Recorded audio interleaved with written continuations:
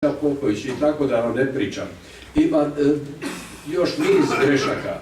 Molim vas, imajte u vidu da su to tehničke greške, a ne greške sadržaja. To je jedno.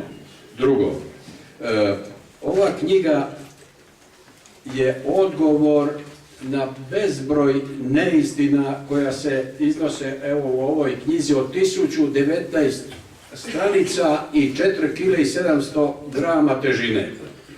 U njoj se prikazuju određeni svećenici kao žrtve komunističkog sistema samo zato što su bili svećenici i Hrvati, a ne zato što su bili u službi ustaškog poretka i zato što su direktno počinili zločine.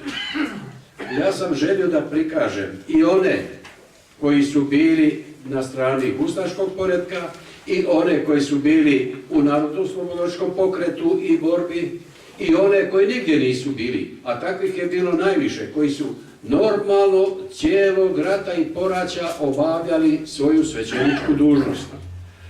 Moram reći da raznih stavova koje iznosi Ante Baković toliko ima da ih se ne bi ni Goebbels postidio. Na primjer, svećenik Kaurinović u Prijedoru 1942. godine iz crkve puca i ubija nekoliko partizana, dok i sam nije na kraju ubijen, pa kaže, on je poginuo za vjeru. Za koju vjeru?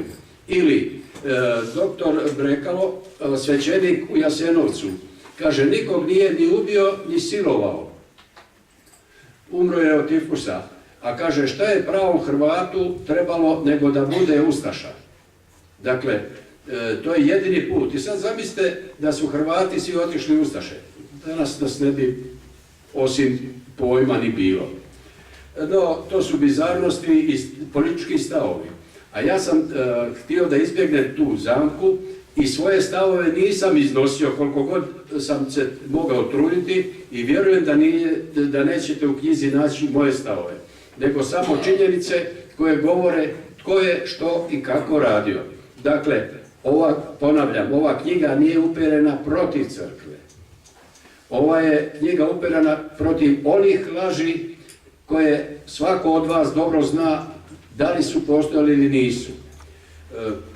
Ja ne bih htio više govoriti o knjizi i o mom radu, jer dosta nije bilo samog ovog rada 2 godine, a osobito nema ni potrebe da sad opširnije govorim nakon ovako kvalitetna 2 izlaganja kao što je akademik Petar Strčić i magistar Drago Pilser.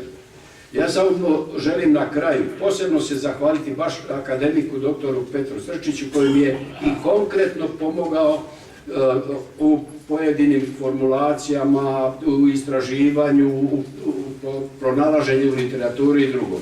Isto tako, Đuki Hrženjaku, doktoru Dubravici i doktoru Badovincu koji su mi također pomogli, kao i magistru Piselu koji je isto tako sugerirao da se vodi računa da se bude što objektivniji. Ovdje ćete naći i divne primjere svećenika, recimo svećenika Sivrića koji pod cijenu opasnosti vlastitog života u Hercegovini spašava Srbe koji su bili predviđeni za ubojstvo, ili svećenika kod Gline koji također spašava srpske udovice da ih se ne ubije. I takvih stvari imate čime se svećenici mogu ponositi. Ili imate u vidu fratre iz Bosne Srebrene koji su još 1941. osudili i fašizam i nacizam i ustaštvo. Imate opet Široki Breg gdje je jedan dio itekako podupira ustaški pokret, ali nisu svi. Nažalost, naši ekstremisti, a znate u ratu nije teško postati ekstremist kad vidite koliko oko vas ima mrtvih i ubijenih, i to je dovelo i do nepotrebnih likvidacija ljudi svećenika. I to naravno ne možemo opravdati i ne opravdavamo. Ali želimo da se jednom kaže istina. Ovi su bili, formirali ustaške organizacije, služali ustašama i zločinu, ovi su bili na strani naroda i pomagali ga. I tu treba jednom zauvijek i da se oficijelna crkva osvrne i osudi one koji su pomagali zločini zločinima. Nas prozivaju, kaže, počinili komunističke zločine. Onda bi svi oni koji su u Domovinskom ratu počinili zločin, trebali reći to je zločin HDZ-a. Ako poistovjećujemo ove s komunistima, ovi sa HDZ-om. Ili ove koji su zločine počinili sa križem okolo, to su katolički zločini. A to jednostavno ne odgovara istini. Zato imate i prijedlog zakona o obilježavanju grobalja komunista, kojeg jedan od ekstremnih HDZ-ovaca predlaže. A takvih zločina nema. Zločine su počinili borci Narodnooslobodilačke vojske u Drugom svjetskom ratu. Koje su počinili? Ako su ih počinili. Poslije rata su suđeni od redovne vlasti koja je bila legalno izabrana. Tako da predstavljati ideološki predznak je jako opasno. Naravno, i ja se pridružujem svima onima koji žele jednom da se taj ekstremizam, bilo politički, bilo vjerski, bilo nacionalni, što više udari od normalnog života, da se stvori jedan normalan dijalog među ljudima, da se stvara međusobno povjerenje, a ne mržnja. I to je i cilj ove knjige. Hvala vam što ste došli i saslušali.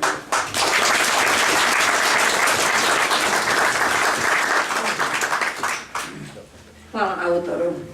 Poštovane gošće i goste, dragi antifašisti, umjesto zaključka ponesite odavde knjigu koju ste platili, ali i dvije poruke koje ste čuli. Prva je: magistar znanosti Drago Pilsl svoje predgovor naslovio pitanjem: što činimo da Hrvatska bude ugodno i pravedno mjesto življenja za sve? Postavimo to pitanje i mi sami sebi, pokušajmo odgovoriti na njega i pitajmo se što smo učinili, što nismo učinili, što činimo. Naime, i crkva nas uči da se griješiti može mišlju, riječju, djelom, ali i propustom, znači i prešutjeti, nemojmo prešutjeti istinu. I druga poruka, a izrekao ju je u ime istine sam autor, na strani 86 ove knjige, ja ću citirati rečenicu: bilo gdje na svijetu zločin zauvijek ostaje zločin, a ratni zločin nikad ne zastarijeva. Zaključci se smiju donositi samo na osnovu relevantnih činjenica, a ne na temelju paušalnih tvrdnji ili izmišljotina.